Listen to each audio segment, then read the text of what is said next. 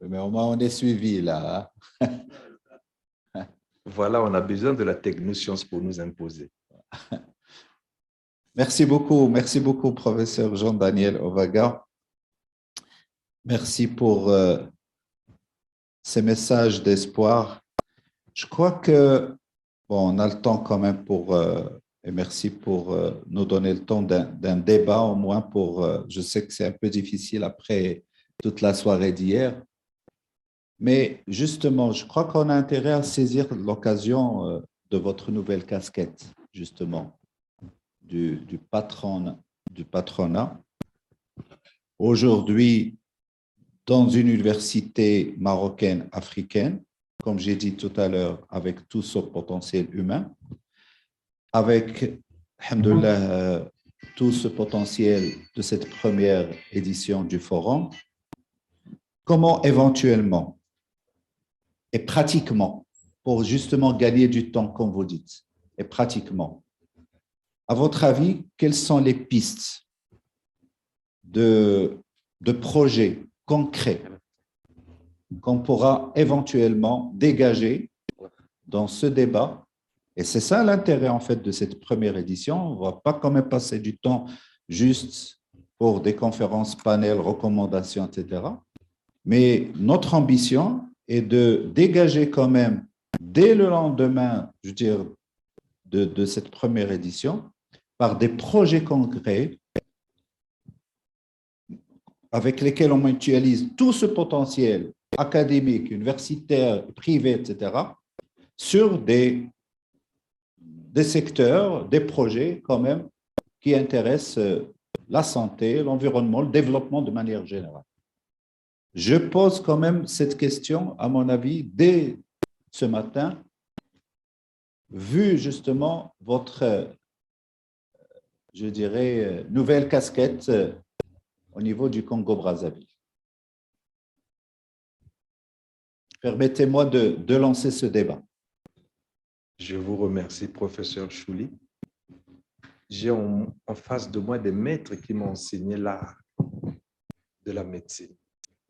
Mais je voulais rappeler à mes maîtres qui nous ont formés comme des très bons cliniciens, mais pas comme des managers.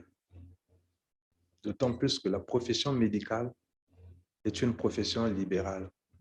Dans mon pays, le Congo, je suis scandalisé lorsque je vois des médecins aller faire des concerts de casseroles pour être recrutés à la fonction publique. Est-ce normal? C'est cette formation managériale qui nous manque pour développer des modèles économiques nous permettant d'asseoir notre métier. J'ai toujours rêvé de me dire que oui, pourquoi ne pas rêver? Mais le sommet de la pyramide sanitaire peut être privé et non public.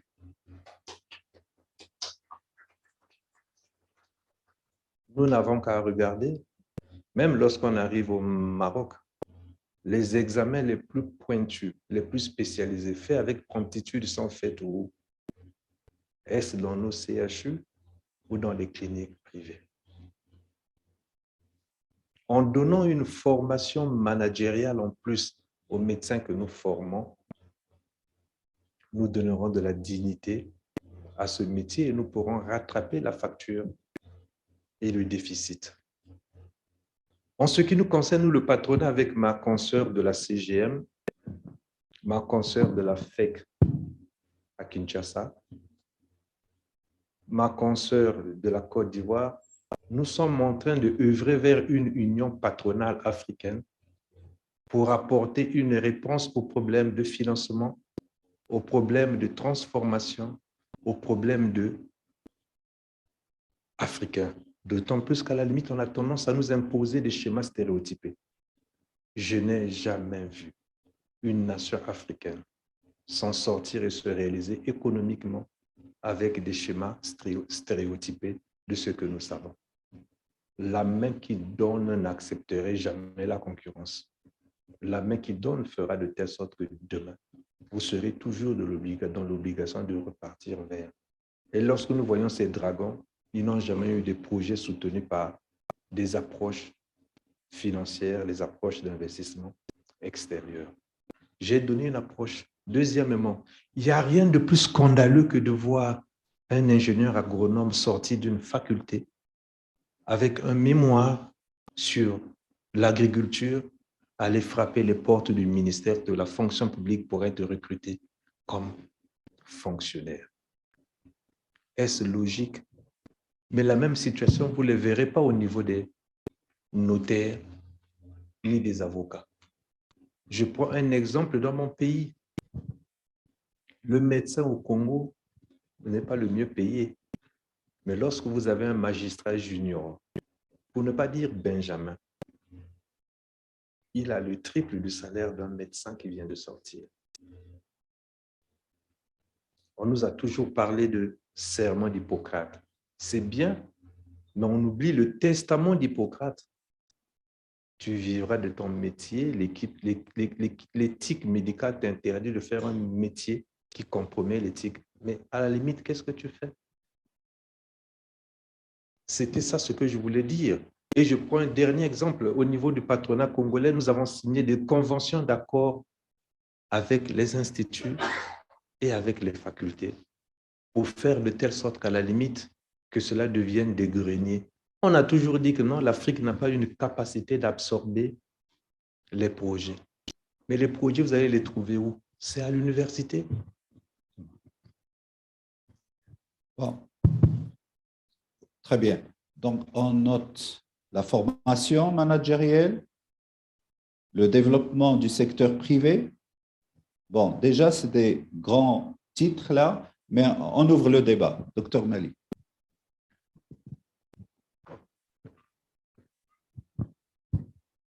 Thank you.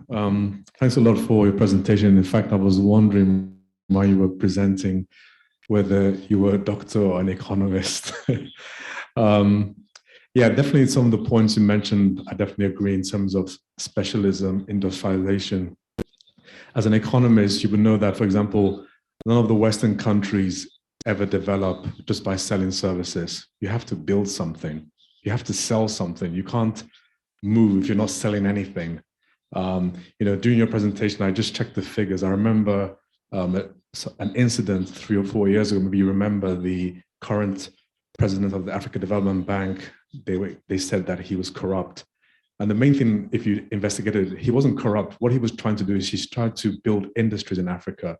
So just one example is, for example, as you know, there was a new agreement where the cocoa agreement helping Ghana and Ivory Coast get a better price on the international market. However, they export about $5 billion worth of cocoa. But how much does Africa spend importing foreign cocoa? Almost $100 billion.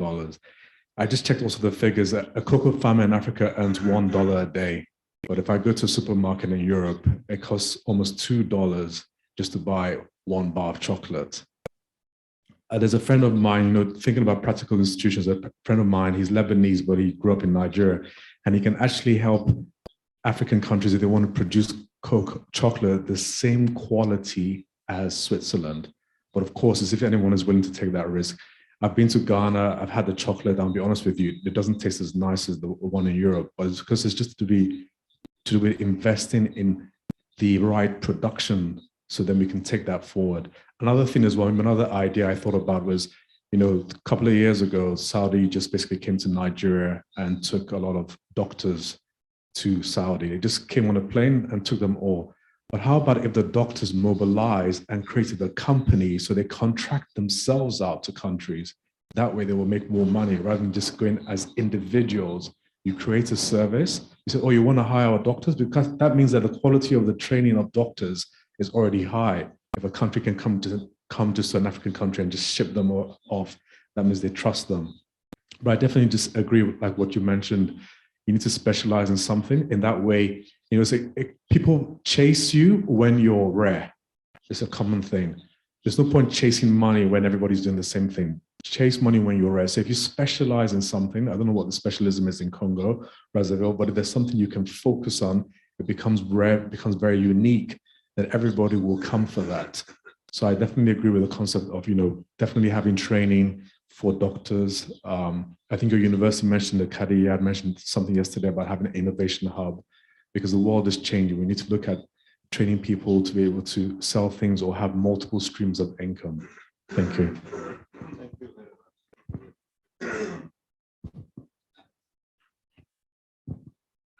Merci pour cette présentation, c'était très inspirant, très intéressant. Et ça pose pas mal de questions, notamment sur le what next, que j'aime bien dire à chaque fois. Effectivement, je pense que l'innovation, c'est ce que vient d'être dit, c'est être spécialisé, mais aussi être sensible aux autres spécialisations. C'est-à-dire, vous avez bien décrit que vous avez une casquette de docteur, mais en même temps, vous avez une casquette de patronat et de patron, et c'est, je pense, ça qui fait de vous quelqu'un d'unique. Je pense que l'innovation, c'est ça aussi. Ce n'est pas juste être spécialisé, mais c'est, vous avez décrit très brillamment le sort de ces ingénieurs qui sont des génies, mais qui, in fine, leur génie ne sert à rien. Donc, la valeur, pour moi, c'est dans la transformation de valeur, ce n'est pas dans la spécialisation elle-même.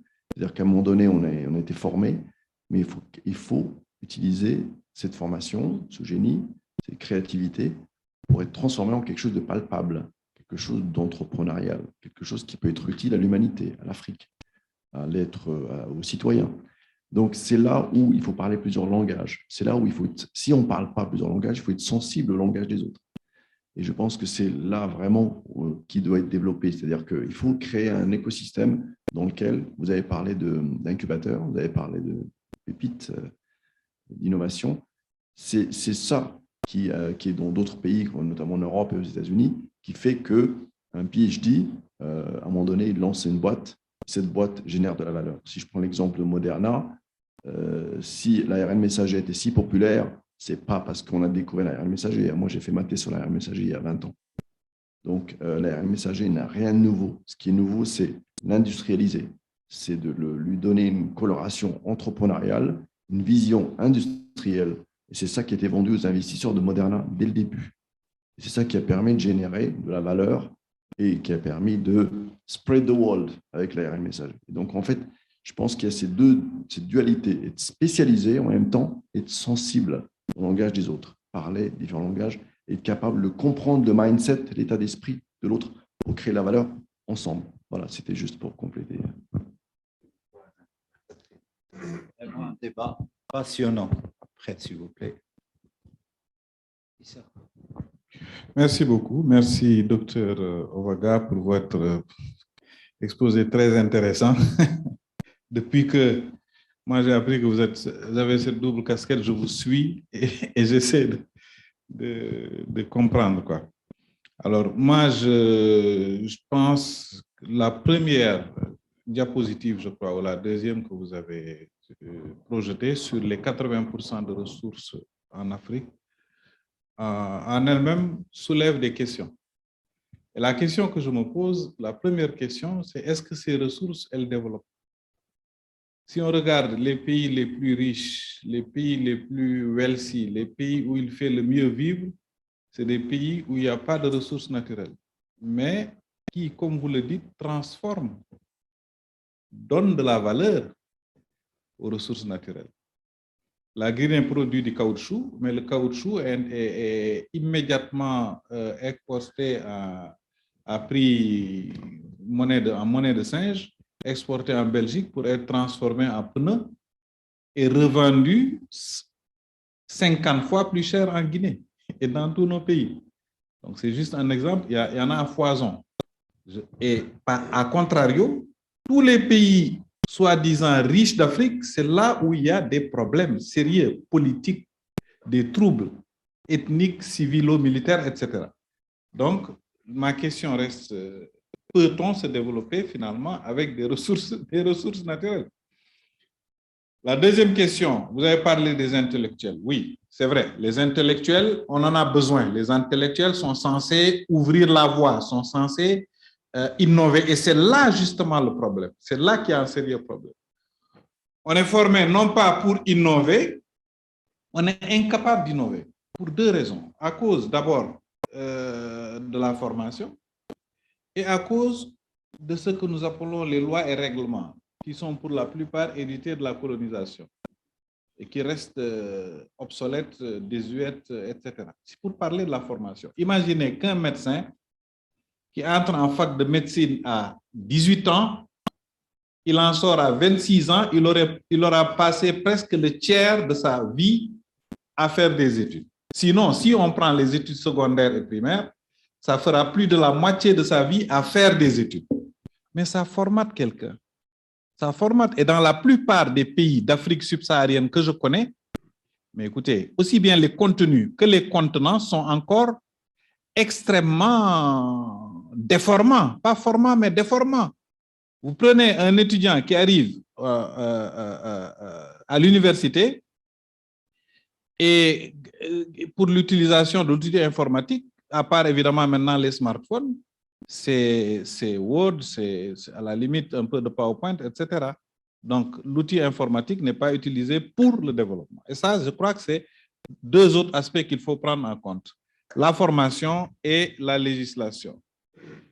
Et je retiens aussi ce que M. Abdul Malik a dit, que you have to sell something. C'est-à-dire, je pense qu'un des indicateurs de l'innovation, c'est que nous, pays africains, nous soyons capables d'offrir des services qu'on puisse acheter non seulement chez nous, mais ailleurs. Je parle, par exemple, de ce que le Maroc fait déjà très bien en termes d'offres de services de santé. Quelqu'un l'a dit hier, beaucoup de nos pays évacuent vers le Maroc des cas compliqués nécessitant des interventions assez poussées en oncologie ou bien en néphrologie, etc., etc. Et je pense que c'est une des voies possibles, créer de la valeur en travaillant sur les services et en vendant les services. C'est comme ça que cela que nous pouvons vendre. Voilà, je vous remercie. J'ai encore beaucoup de choses à dire, mais je pense qu'on le discutera en privé. Merci. Merci beaucoup. Merci. Merci beaucoup, mais je voudrais vraiment commencer par vous féliciter, mais pour surtout aller dans le sens de mon ami Chouli. Je pense que sa question, c'est de voir, à partir de votre position, comment nous pourrons réfléchir ensemble pour aider à faire avancer cet agenda du secteur privé dans nos pays. Et je crois qu'en posant la question, ce n'est pas innocent. Nous sommes en face vraiment d'un défi majeur d'amélioration de la santé de nos populations. Et comme tu l'as dit, le secteur privé a un rôle essentiel, fondamental, mais il faut l'organiser. Et ce que nous avons constaté dans le secteur privé du domaine de la santé, c'est souvent des médecins comme vous qui sortent et qui, pour des raisons X, Y, se décident à aller dans le privé, sans préparation des fois. C'est donc, ça devient du learning by doing, avec toutes les limitations. On se rend compte donc que les entreprises privées de la santé, créées par des champions comme vous, en général, avec la fin de votre carrière, en général, l'entreprise meurt. Il n'y a pas de continuité. Donc, la réflexion, c'est de dire, mais qu'est-ce qui fait que les entreprises du secteur de la santé, qui sont soit des cliniques ou des cabinets, quand c'est créé par le pater, une fois qu'il disparaît, l'institution disparaît.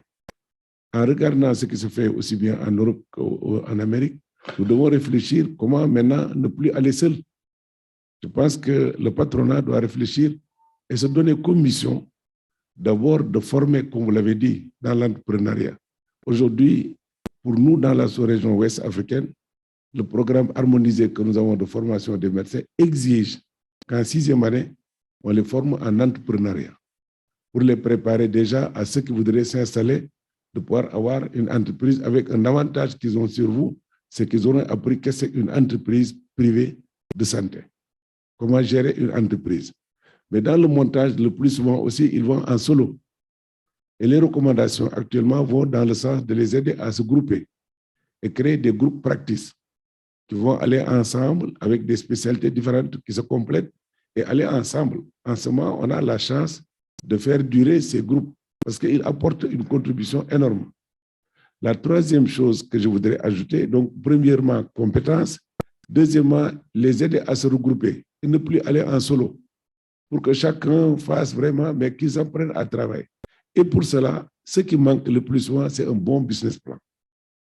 Il faut les apprendre à élaborer un bon business plan qui déjà est un processus de planification qui leur permet de voir où aller. Et c'est avec ce business plan qu'ils peuvent aller vers les investisseurs. Parce que si vous n'avez pas de business plan, vous ne pouvez pas aller vers les investisseurs pour dire que financez-moi. Et là, maintenant, on pourrait voir le rôle de l'État, c'est que ces institutions, ces groupes qui viennent compléter le travail de l'État, avec un business plan qui commence par voir la demande non satisfaite, pourraient avoir maintenant l'appui de l'État et des partenaires de l'État pour au moins les démarrer le financement. Je crois que sa question, c'est ça.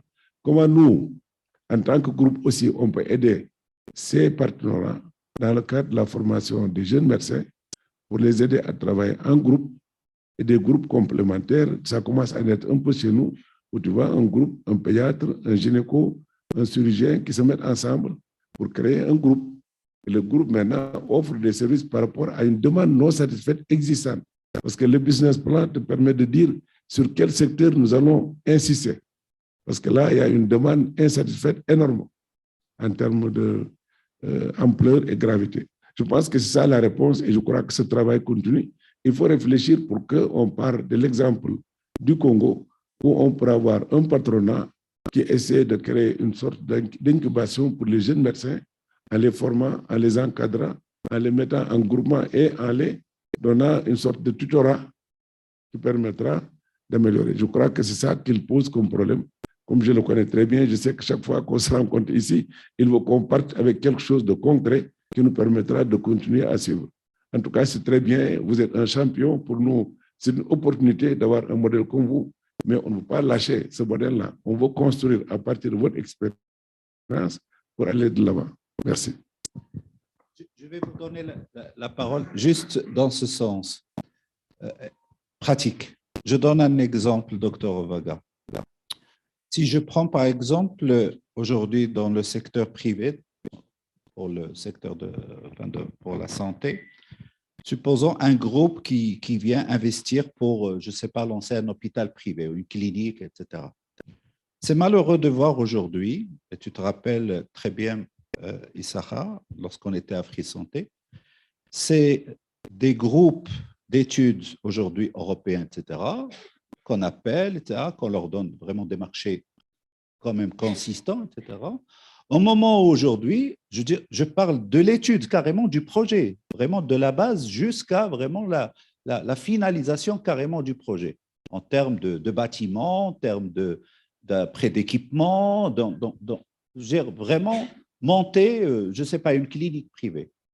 Ça, c'est dommage aujourd'hui quand je vois le potentiel qu'on a, mais vraiment qui peut accompagner un projet privé de A à Z. Et après, qu'on donne tout ça, d'accord, à des grands groupes, bien sûr, qui ont de l'expérience, mais en fait, ces groupes-là, après, viennent, en réalité, prennent le marché, et en réalité, le travail, on le fait derrière. Je dis, il est temps quand même, par exemple, lorsqu'il y a aujourd'hui vraiment des projets consistants, importants comme ça du genre, nous avons un potentiel qui est capable de vraiment de faire l'étude, de suivre. Plus concrètement, je vais parler par exemple de l'achat des équipements. Je te rappelle, ce n'est pas la peine de citer les groupes, etc. Pour la radiologie, par exemple, pour les scanners, pour les IRM, etc. Aujourd'hui, le montage du cahier de charges dans un marché public ou privé, qui est en général monté en connivence avec, soi-disant, l'entreprise qui va prendre en réalité le marché.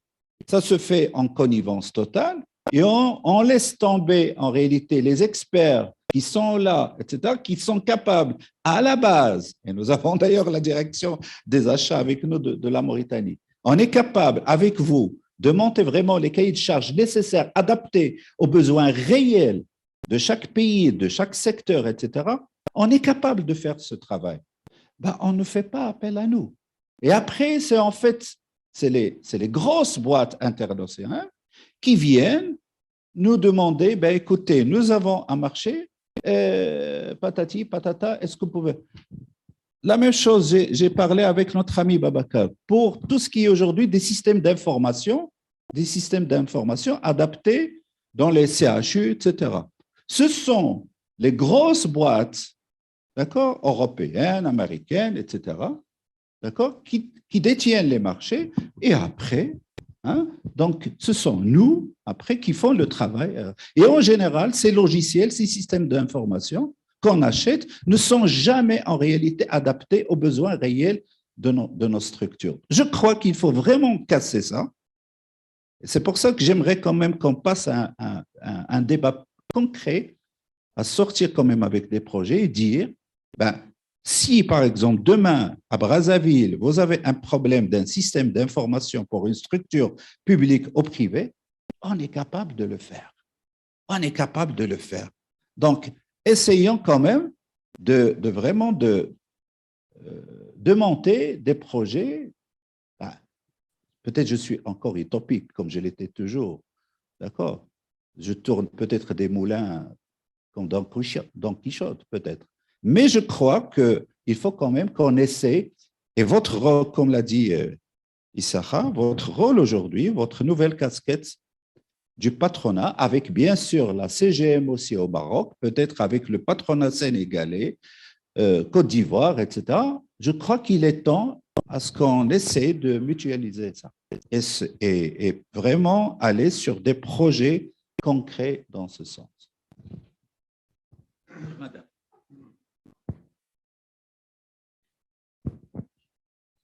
Merci beaucoup. Bonjour. Je vais commencer d'abord par me présenter. C'est Yafankoura Sissengiran, socio-anthropologue spécialisé en santé. L'exposé de M. Ovoga, je vais d'abord commencer par m'associer aux félicitations, m'ont largement interpellé dans une dimension socio-anthropologique. On parle d'innovation, on parle de civilisation, de changement mental, de jargon depuis hier. Et je citerai l'auteur qui disait « Si l'Afrique refusait le développement ». Tout à l'heure, dans l'intervention du professeur Owen, qui disait que l'innovation n'est pas faite, il a utilisé un autre terme pour nous, il a donné des indicateurs. Je dirais que ce n'est pas dû au fait que ce n'est pas pour nous. L'innovation, comme en sociologie de l'innovation, il faudrait comprendre que c'est un changement. Tout changement forcément a des effets sur notre condition humaine d'existence qui fait que nous sommes habitués déjà à une monotonie de répétition dans ce que nous faisons. Et dans le travail que je fais souvent, mais plus dans la sociologie avec l'utilisation des applications en santé, nous avons beaucoup exploité la sociologie des innovations. Et on se rend compte avec l'école anglo-saxonne que souvent nous avons peur du changement. Et c'est très normal parce que nous avons des réalités sociales, culturelles, économiques dans nos pays, en Afrique en particulier. Il est important alors pour nous d'avoir notre marque. C'est quoi cette marque? C'est l'identité d'abord. Même si nous sommes en Afrique, nous avons des disparités forcément en fonction des réalités que nous vivons. Le vécu est très important. On peut parler de projets de développement, certes, c'est très important. Mais depuis que le monde existe, l'Afrique existe. Combien de projets de développement ont eu à, nous avons eu à faire dans nos pays? Aujourd'hui, faisons le constat. Quel est le problème? Souvent, on dit, oui, c'est dans la mise en œuvre. Mais est-ce qu'au départ, on a essayé de voir cette adaptabilité du projet à nos réalités? Je prends l'exemple, par exemple, de l'agriculture. On en parle. Il y a aux États-Unis, vers les années 1800, avec l'utilisation de la machine pour une bonne production de maïs, on a vu l'école du fusionniste qui a montré au départ que dans l'innovation, forcément, nous avons à avoir plusieurs catégories, particulièrement 3 qui est importante. La première catégorie, les adeptes à l'innovation, parce que il y a ce niveau de perception et de représentation qu'on peut retrouver face aux besoins que nous avons de cette innovation qui peut changer la chose. Et cette catégorie un peu sceptique qui ne se retrouve pas, mais qui a une bonne perception. Peut-être parce que les choses changent, ça va forcément me demander des efforts à m'adapter, et le réfractaire. Pour dire ça, tout simplement, il faut comprendre qu'en innovation, il faudrait rester dans le concept temporel et géographique. C'est très important comme point de départ. On peut aujourd'hui parler de ce jargon, mais le jargon doit partir de chaque pays africain. Et ensemble, en mutualisant nos efforts, nous aurons un jargon uniforme et harmonisé. Et là, je pense que nous aurons la valeur ajoutée qui pourra nous permettre, à partir des expériences des pays des uns et des autres, de partir de ces modèles s'influencer, mais en l'adaptant à nos concepts, au concept de chaque pays. Donc, pour finir, ce serait intéressant, comme je le dis, et c'est une remarque faite depuis hier, je pense que je suis la seule socio-anthropologue parmi vous. Je pense qu'il faudrait partir dans l'interdisciplinarité et l'intersectorialité dans les projets. Parce que souvent, en tant que scientifiques, nous avons des idées qui font que nous restons toujours dans notre discipline sans s'ouvrir aux autres. Mais je pense qu'il faudrait au préalable qu'on puisse élargir, ensemble réfléchir sur comment on peut arriver à mutualiser donc la science, les théories. Chaque pays, forcément, a besoin d'une théorie pour partir, mais aujourd'hui, nous sommes à un stade où il nous faut des génies, et moi, je les appelle des techniciens parce que nous avons besoin de nous construire. Merci beaucoup. J'aimerais juste vous rassurer, madame, par rapport à ce que j'ai dit hier, par rapport à cette structure qu'on a créée, qui n'était pas simple d'ailleurs à créer, cet observatoire, où les sociologues ont une grande part d'appartenance à cet observatoire académique de la santé. La question des déterminants sociaux de la santé est cruciale. Et aujourd'hui, les sociologues s'assoient avec les informaticiens. Les informaticiens s'assoient avec les médecins. Et c'est ça, justement. Ce n'est pas facile, vous avez raison, etc. Mais je crois que, comme l'a dit d'ailleurs Dr Ovaga, le changement lui-même a besoin d'être structuré. C'est très important. Et autre chose, peut-être c'est la maturité d'âge, comment dirais-je, et en général des erreurs aussi d'âge. Je crois qu'il faut partir avec des choses simples, des modèles simples, partir d'expériences simples, de petites réussites, et je crois qu'on arrivera. Merci beaucoup, professeur Chouli. Je pense que le débat est très intéressant.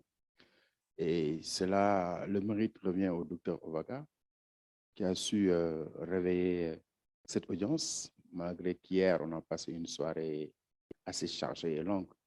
Mais vous avez relancé deux problématiques qui, de mon point de vue, sont très actuelles dans nos pays. Et c'est ce que le professeur Chouli et le professeur Diallo disaient tout à l'heure, la problématique de la formation et de l'entrepreneuriat dans le cadre de la santé. Alors, la question est toujours de savoir, est-ce que réellement, ce que nous formons sont utiles pour la société?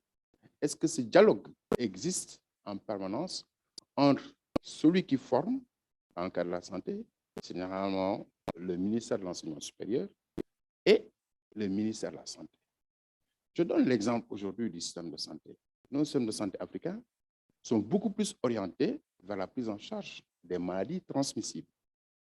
Et on sait qu'actuellement, on est en face d'une transition épidémiologique. La COVID a montré qu'il y a eu vraiment une recrudescence. Alors moi, je n'aime pas la recrudescence, mais on a plus connu une explosion des maladies chroniques non transmissibles. Mais est-ce que nos systèmes de santé sont bien orientés pour prendre en charge ces maladies non transmissibles? Si l'on quitte la capitale, plus on s'éloigne dans le pays, plus on va au bas de la pyramide sanitaire, on va voir qu'il y a la déficience. Hier, on a eu un panel sur la santé mentale. Mais la prise en charge de la santé mentale s'arrête au niveau de la capitale. Alors que les vrais problèmes de la santé mentale C'est jusqu'au fond. Vous voyez. Donc, est-ce que ce débat existe? Et c'est là où ce que tu disais est très important. Je pense qu'il est temps peut-être qu'on fasse d'abord l'étude du marché. Quels sont les réels besoins? Et c'est en ce moment-là qu'on peut essayer de revoir le curriculum de formation et l'adapter pour que justement qu'on ne voit plus, vous voyez, ces médecins qui, après leur formation, sont obligés de faire la rue, de taper sur les bols pour être recrutés. Mais il y aura toujours ce problème de recrutement aussi dans la fonction publique, puisque la fonction publique ne pourra jamais absorber tous les étudiants qui sont formés. Je donne l'exemple, c'est là où l'entrepreneuriat est très important aussi. Vous l'avez dit tout à l'heure, aujourd'hui, dès la 6e année, en tout cas, c'est la réforme. Et nous, au Sénégal, on a commencé à le faire. Dans le programme de 6e année, pour les étudiants en médecine, on a introduit le management de la santé et l'entrepreneuriat en santé. Est-ce que vous voyez? Pour préparer, parce que tout simplement, la fonction publique ne peut pas absorber tous les étudiants qui sont formés, tous les diplômés. Alors, dans le pays que je connais le mieux, si la fonction publique recrute, c'est presque 100 étudiants comme ça, 100 docteurs. Alors qu'en 6e année, par exemple, les étudiants font à peu près 500. Que vont devenir les 400 autres? C'est pour cela que c'est très judicieux d'avoir pensé à les former en entrepreneuriat. C'est là où le rôle du patronat maintenant est important. Parce que comme vous l'avez dit, ce qui se passe chez nous, c'est une ONG américaine qui est venue signer une convention avec la faculté de médecine pour justement nous accompagner dans la formation, n'est-ce pas, à l'entrepreneuriat des étudiants. Dans justement ce qu'il disait tout à l'heure, à préparer les étudiants à élaborer un business plan qui soit bancable et à les accompagner jusqu'à ce que cela puisse être financé. Et donc, le patronat local, justement, a son rôle à jouer dans cela. Il ne faut pas que ce soit les organisations extérieures qui viennent justement capter ce marché. Et donc, je pense que c'est ça le vrai débat. Comment faire pour repositionner vraiment ce patronat dans justement cette problématique qu'on est en train de discuter. Merci. 3 interventions, 4. OK, sans problème. Merci, professeur Chouli. Je voudrais commencer par vous remercier très sincèrement pour cette présentation qui provoque un débat de fond. Et moi, je crois que la réalité, on devrait peut-être se pencher sur une question qui est fondamentale, à mon avis. C'est cette question de cette dichotomie, fausse dichotomie entre ce qu'on peut appeler privé et public. Pour moi, je crois que dans nos pays, tant qu'on restera dans ce combat, le secteur privé à but lucratif, qu'est-ce qu'ils sont là, ils sont pour le secteur public, c'est ça, c'est vraiment la norme des choses, c'est là où on retrouve une fonction normative des choses. Je crois que ce débat n'a pas de sens. Ce débat nous éloigne de l'approche la plus saine pour nous permettre de pouvoir répondre à nos besoins multiples. Quand j'écoute et que je reprends ma casquette d'ancien ministre, j'oublie complètement le reste, mais je peux vous dire qu'on a un vrai problème normatif, réglementaire. Vous parlez des problèmes, par exemple, de marché public et tout ça. Quand moi j'étais là, je voyais des quincailliers qui venaient, qui ne connaissent absolument rien du domaine de la santé et qui sont là pour fournir nos scanners, nos ARM, qui sont là pour les acheter, pour les mettre sur place. Et quand j'ai fait une étude, je me suis rendu compte qu'on avait plus de 10 000, je dis bien, et n'importe quel pays africain peut faire cette étude, plus de 10 000 différents types d'équipements. On a des cimetières d'équipements. Il suffit que l'équipement tombe en panne, on ne sait plus où aller, parce que l'autre équipement ne parle pas à l'autre, et ainsi de suite. Donc, il y a un problème très sérieux de réglementation et une déperdition incroyable. Deuxièmement, il y a un problème très sérieux au niveau de la distribution de nos capacités. Le directeur de l'hôpital de Brazza, je pense, s'il est dans la salle, il a mentionné quelque chose de très important hier. On a une concentration de tous nos cadres sur la capitale. Vous avez 500 docteurs. Quand moi j'étais ministre, les 400 autres ne veulent pas quitter Bamako. Ils veulent rester à Bamako. Ils veulent avoir la possibilité, justement, de capturer cette manne qui existent au niveau de la capitale et qui n'existent pas en dehors. Et pourquoi? Des fois, quand vous déplacez, vous constatez qu'il y a des déserts. Vous en avez parlé hier. Un désert sanitaire en dehors de ces capitales-là. Donc, même lorsque ces compétences sont là, ces compétences ont des difficultés à s'investir dans ces déserts-là. Donc, on se retrouve avec quoi? Avec une surcharge extraordinaire sur nos hôpitaux. Et moi, j'avais un hôpital qui avait été conçu à l'époque quand Bamako était 80 000 habitants. L'hôpital aujourd'hui reçoit plus de 150 000 patients par an, plus de 50 000 cas d'urgence. Mais comment vous voulez que cet hôpital qui avait été conçu pour 80 000 personnes, qui n'a pas été renouvelé, et dans la plupart des cas, je peux vous dire, quand j'ai fait l'analyse, 80% de ces services qui sont fournis à l'hôpital pouvaient être fournis au niveau périphérique. Donc, on a une surcharge, une impossibilité de rendre ces hôpitaux-là vraiment des hôpitaux qui fonctionnent, qui sont efficients, qui sont capables de... Et qu'est-ce qui se passe? Le secteur privé, lorsque je me suis penché là-dessus, parce que ça m'a intéressé, mais c'est les meilleurs de mon hôpital qui fonctionnent là-bas. Ils sortent, ils s'en vont, ils quittent l'hôpital, ils travaillent dans ce secteur privé-là, chez vous, monsieur le président du patronat. Donc, il y a un problème aussi là de réglementation. On a mal compris.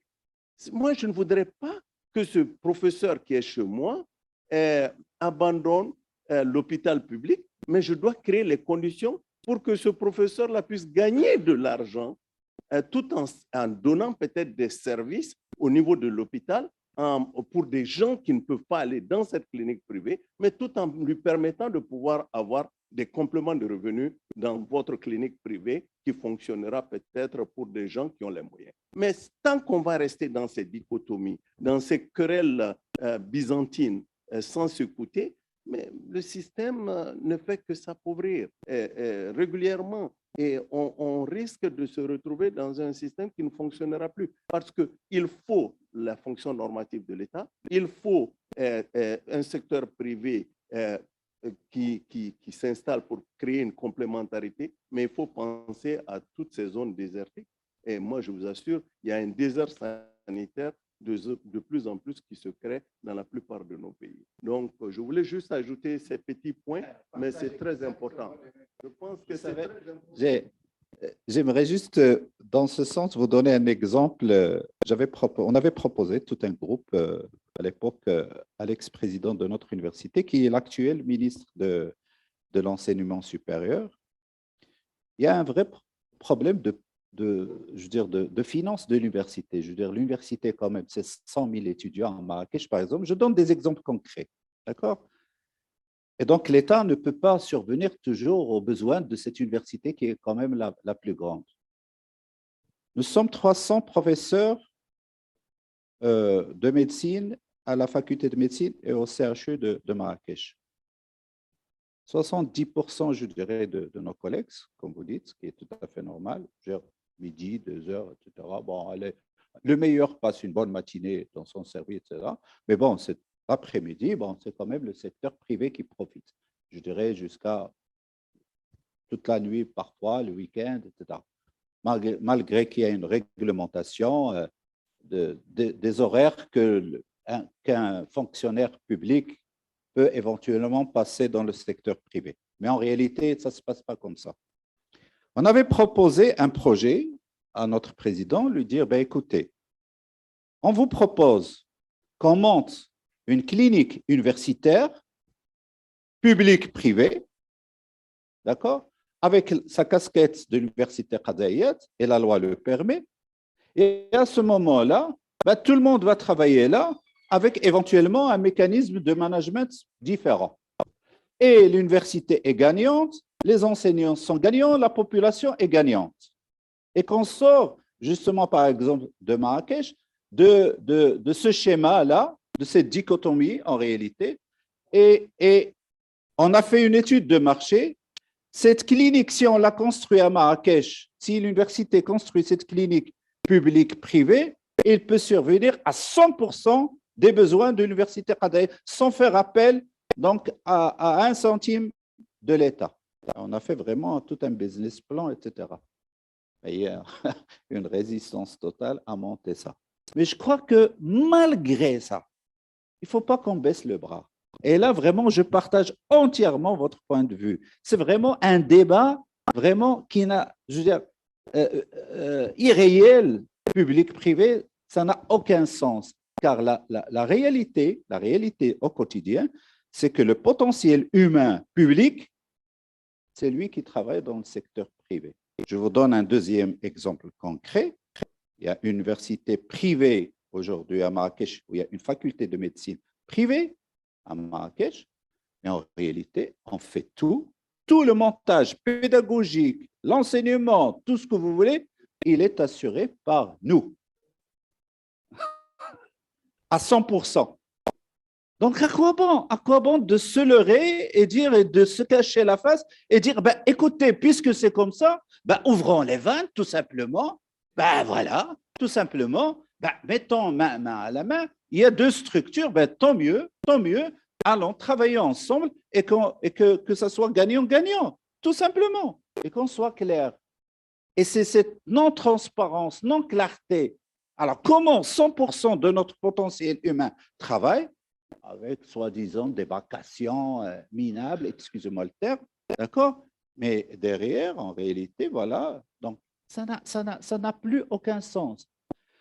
Tout un hôpital, et j'aimerais qu'on aille le visiter, mais ultra moderne, qui est à Marrakech.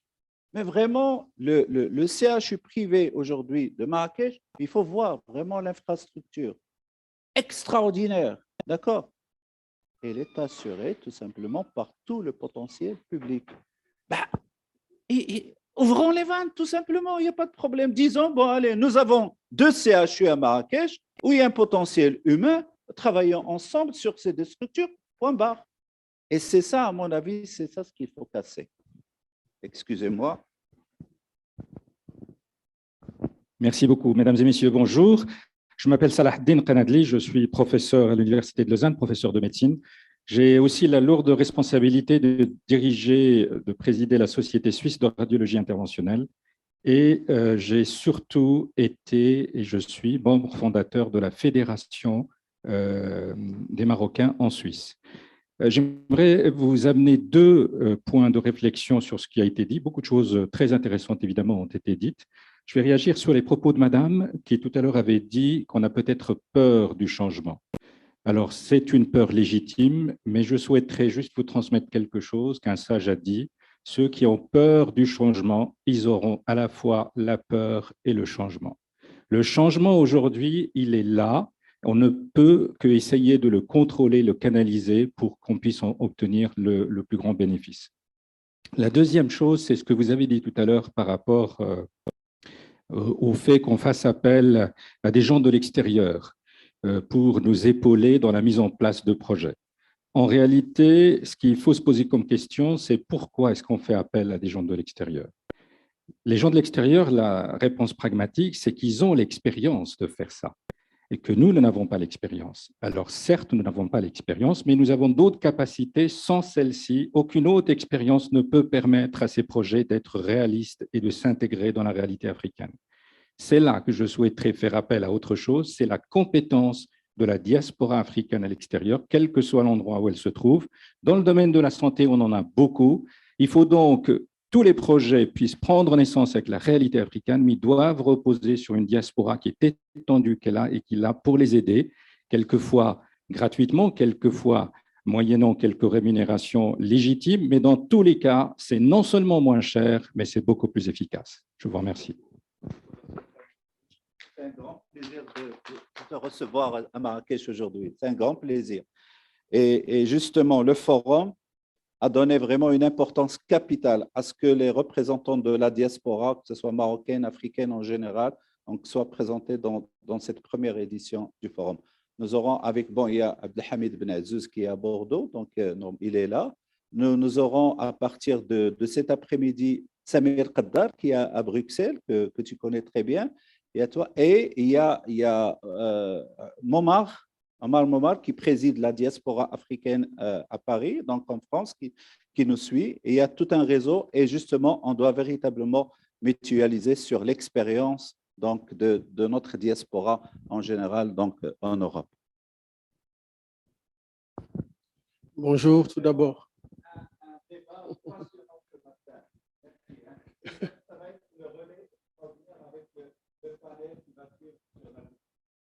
Bonjour, tout d'abord, toutes nos félicitations pour cette belle présentation qui inspire. Et je reprends là où vous avez mentionné les élèves ingénieurs qui, durant le dépôt de leur thèse, peuvent initier des projets d'entrepreneuriat. Et le constat que je fais, c'est que l'environnement des affaires, je veux dire en Afrique, est extrêmement pénible pour l'entrepreneuriat technologique. Parce que l'attribution des marchés, on le sait le plus souvent, c'est une attribution par rapport à son carnet d'adresses, pas par rapport à ses compétences. Et vous prenez un ingénieur qui doit innover, donc ça veut dire qu'il doit aller au-delà de lui-même. Il doit sortir, par exemple, comme on appelle de la boîte, réfléchir de manière totalement un peu transversale et ainsi de suite comme ça. Maintenant, il va le faire pourquoi? Qu'est-ce qu'il va gagner?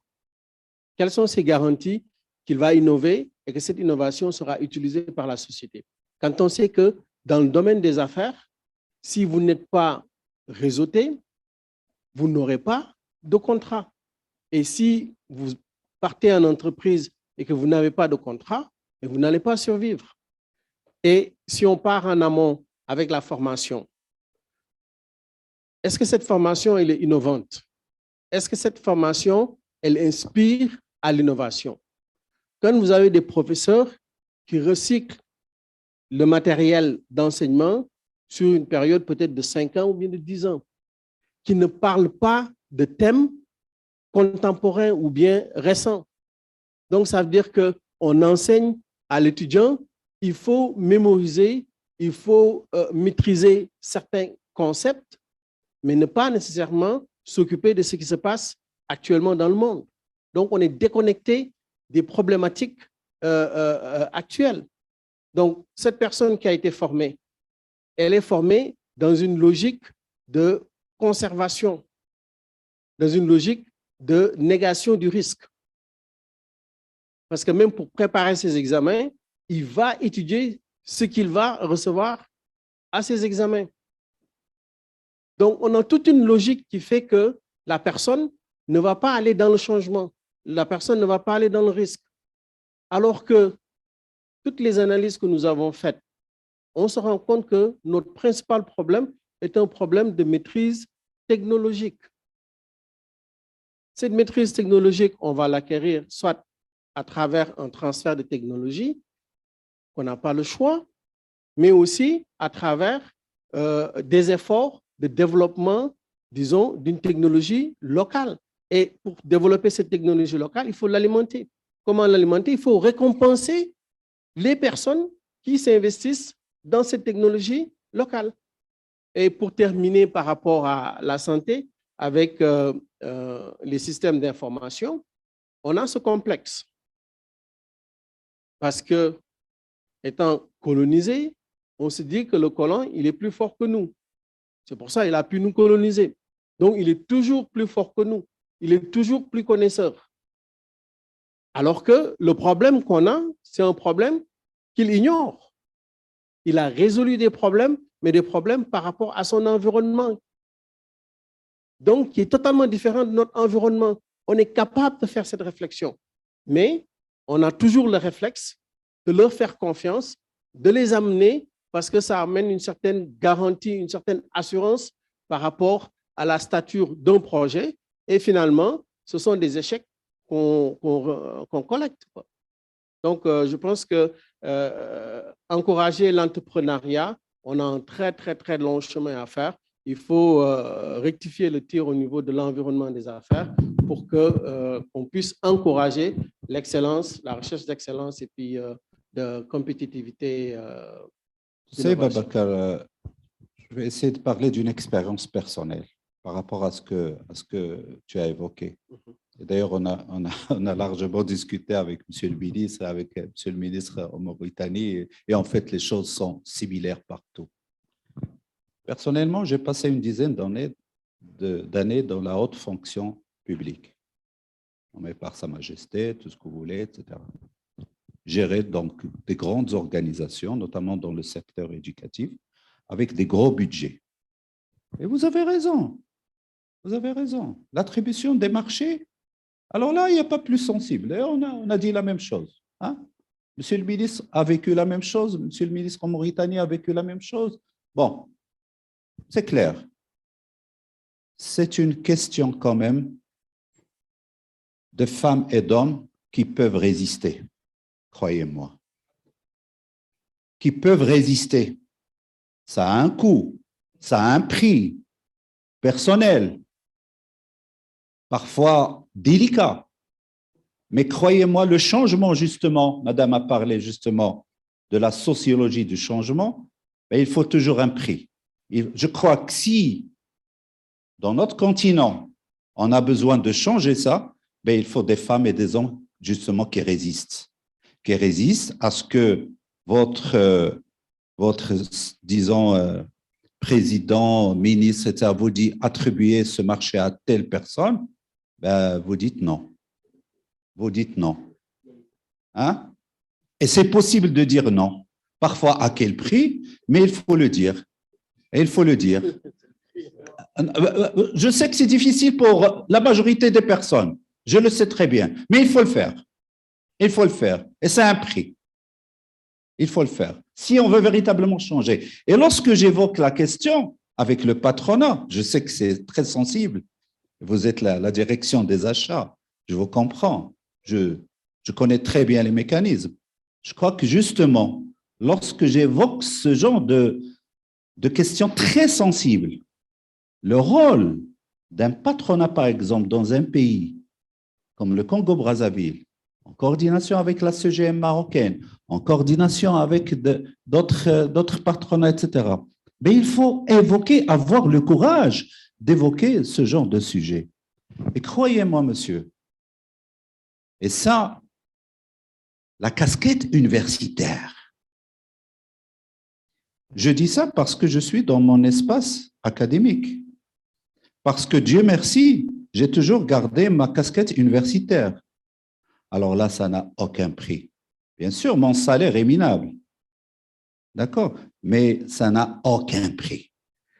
Et justement, grâce à des espaces comme ça, je sais que c'est très sensible ce que je suis en train de dire, mais croyez-moi, c'est à travers peut-être des femmes et des hommes, à travers des forums comme ça. Et Dr Ovaga a parlé du vocabulaire, justement, hier. Je crois que ça parle de là, justement. Il faut qu'on ait le courage, si on est vrai, si on veut véritablement, et on va passer d'ailleurs au panel gouvernance, à changer véritablement les choses en profondeur, on ne peut pas se leurrer et dire ben, c'est difficile, ça se passe toujours comme ça, on ne peut rien faire. Je sais que c'est très difficile, mais c'est possible. C'est possible. Je vous donne un exemple concret que j'ai vécu moi-même. On construisait, lorsque j'étais en fonction, une petite école primaire ou un collège ou un lycée à 1 milliard de centimes, enfin, par exemple, pour un lycée au Maroc, d'accord? Ben parfois, on peut passer des marchés au triple. Au triple. Au moment où le coût réel est véritablement 1 milliard, ce n'est pas 3. Alors, au lieu de construire 3 lycées, on construit 1. Le service de radiologie de CHU de Marrakech a coûté je ne sais pas combien, et pendant des années, ça ne fonctionnait pas, comme l'a dit M. le ministre, convenablement. Parce que le cahier de charge à la base a été vraiment fait par un petit fonctionnaire, etc., qui ne connaît même rien en radiologie, d'accord? Et que le cahier de charge a été monté en connivence avec la boîte, etc. Donc, il faut avoir le courage de lancer ce genre de discours et de discuter. Et c'est pour ça, c'est une occasion quand même, lorsqu'on a des hommes comme Jean-Daniel Ovaga, et on a des gens quand même qui font honneur à ce continent et qui peuvent faire quand même, et qui ont le courage de faire des choses comme ça. Excusez-moi, parfois je m'emporte, mais ça me tient à cœur ce genre de questions. On termine avec Gédéon. D'accord, merci monsieur. Alors permettez-moi d'abord de manifester toute mon admiration face à la parole d'érudition du docteur Ovaga, une parole qui reste toujours apaisée face à la conscience même de la gravité des sujets qu'il a eu à aborder tout à l'heure. Alors moi, je voudrais recentrer un peu la place de la parole de la jeunesse parce que on ne pourra pas être en mesure de porter, comme l'intitule la plaque, la Renaissance africaine et la conquête des champions, sans pour autant qu'il y ait une participation effective des jeunes.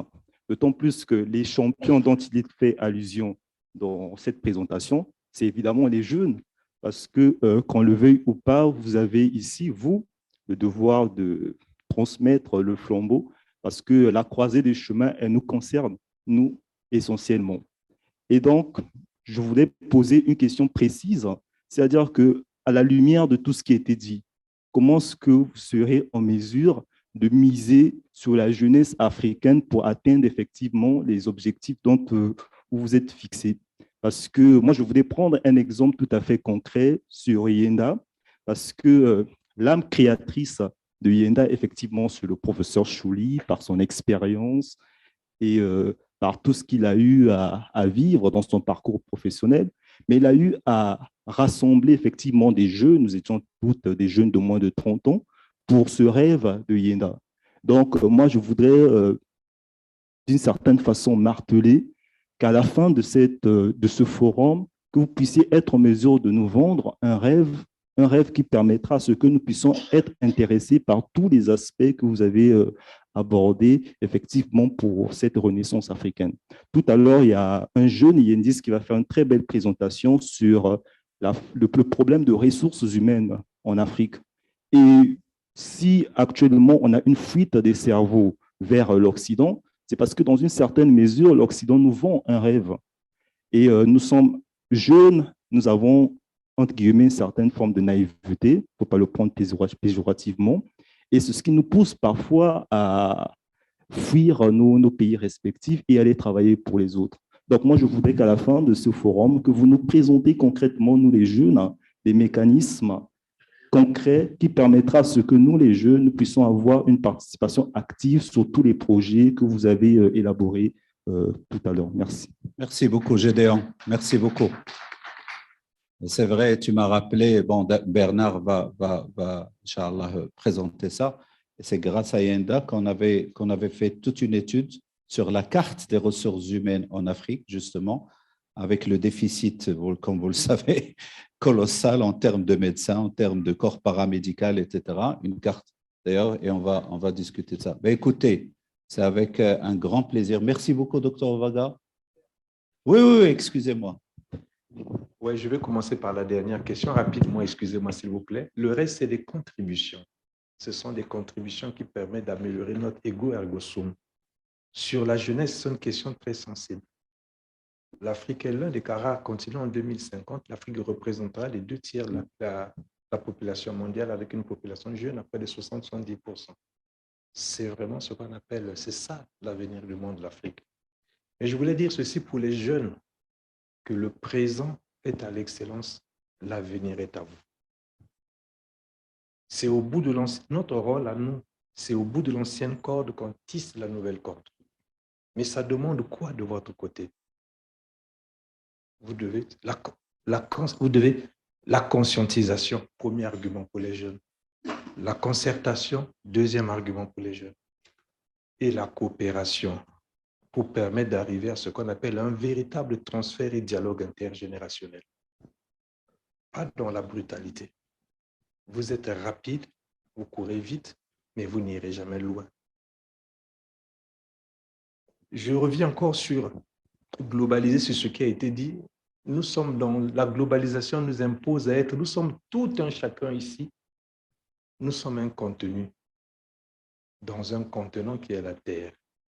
Mais le problème, c'est quoi? C'est un choix à faire.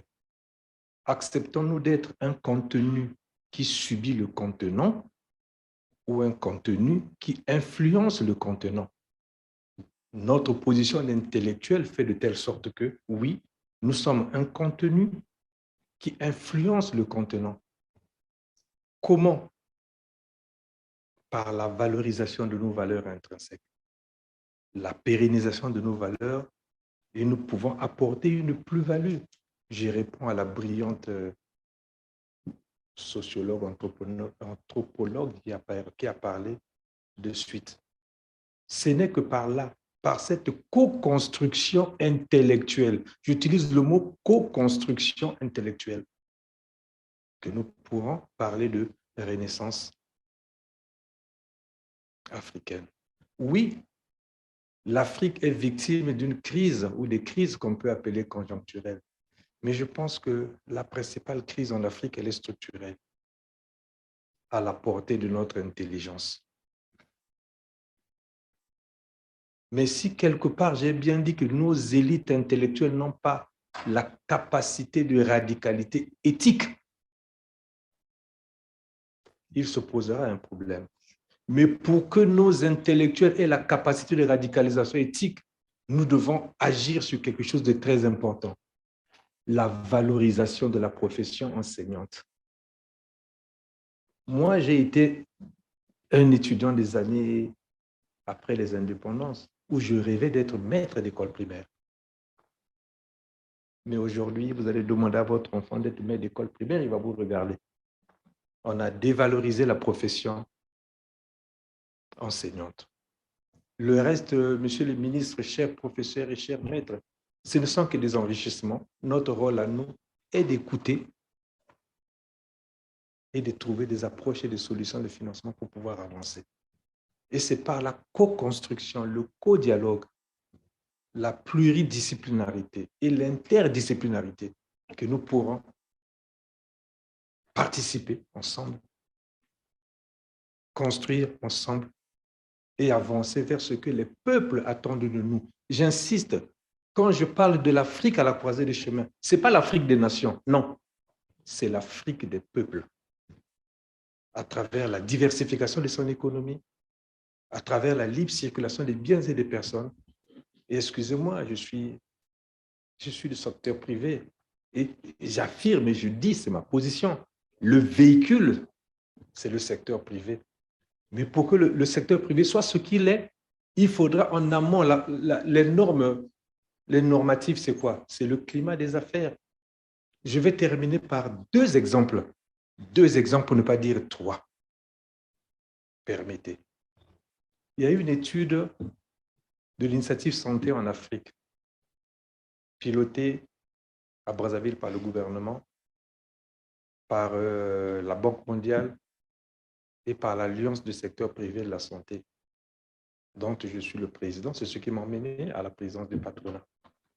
Cette étude aboutit à une chose très importante, que le secteur privé de la santé représente 56% d'offres de soins. La même étude a été faite au Sénégal, pilotée par mon homologue Ardoba, président de l'Alliance du secteur privé de la santé. La même étude. Ça veut dire par là que le secteur privé reste un interlocuteur de taille. L'un des exemples qui le dit, quand j'arrive dans ma belle famille au Maroc, je vais à Tselsil, un village reculé. Mais vous allez chercher du paracétamol, vous allez le trouver difficilement. Mais vous cherchez du Coca-Cola, vous allez trouver du Coca-Cola. Mais comment faire de telle sorte que le paracétamol arrive comme le Coca-Cola? Changeant de logiciel mental, demandant au vendeur de Coca-Cola d'emmener du paracétamol, mais le paracétamol va arriver. Mais c'est qui le vendeur de Coca-Cola? C'est le secteur privé de la santé. Mais c'est quoi? Obligation des résultats ou changement dans le domaine de la santé? je reviens encore dans le domaine de la santé. C'est pour se dire que oui, comment améliorer l'offre de santé en Afrique en qualité et en quantité. Pas dans la guerre entre le secteur public et le secteur privé. Non, le secteur public dispose des atouts. Le secteur privé aussi dispose des atouts. Quand ils vont s'asseoir, ils vont tomber sur les idées novatrices. Dans le domaine de la santé, ce n'est pas la gestion axée sur les résultats, non. Le financement basé sur la performance. Tu es performant, on te finance. Et je prends le deuxième exemple. Sur quelle base, moi, docteur Ovaga, président du patronat congolais, j'ai un petit malaise, on m'exfiltre au Maroc? Oui. Mais le citoyen tartapion lambda, qui n'a qu'une petite toux, il crève parce qu'il n'a pas un relationnel fort. Comment on peut expliquer ça? Est-ce que c'est humainement acceptable? Mais pour donner l'égalité de chance à tout un chacun, allons rapidement vers une unité d'assurance maladie universelle pour donner la chance à tout le monde, parce que la santé est un droit divin. Et les gouvernements ont l'obligation de garantir la santé des populations. Mais le gouvernement dispose de deux moyens, le public et le privé. La conjonction entre le public et le privé permettra d'apporter une réponse à ça. Je vais revenir à une question qu'on a effleurée sur l'utilisation de l'offre médicale, donc des ressources humaines. Vous allez demander à un médecin qui a souscrit un contrat de travail avec la fonction publique. Au Congo, il a travaillé de 7 heures jusqu'à 13 heures. 13 heures, son travail fini. Vous allez l'empêcher d'aller prendre sa bière ou d'être dans une boîte de nuit? Non, il dit non, je valorise mon métier. Après 13 heures, je peux exercer en clientèle privée. Où est le mal? Et je vais terminer par là en disant ceci. Nous avons l'exemple du Botswana. Le gouvernement de Botswana a construit un merveilleux hôpital. Il a voulu gérer son hôpital seul. 5 ans d'expertise, ça n'a rien donné. Il a changé de logiciel mental. Il a donné la gestion à une structure privée. Qu'est-ce qui s'est passé in fine? Il avait la fréquentabilité de cet établissement multipliée par 5. Cet établissement commençait à satisfaire l'offre de santé au niveau du Botswana et aller au-delà du Botswana. Au niveau de la sous-région, il a vu sa rentabilité financière s'améliorer et cette structure est passée de la prévention à la curation, de la curation à la formation. Voilà l'apport du secteur privé de la santé. Je dirais du secteur privé pour la santé. Le reste, messieurs les ministres, professeurs et chers maîtres, ça a été un enrichissement. Je sors de là en disant que vraiment, oui, j'ai mérité mon salaire et je vous remercie.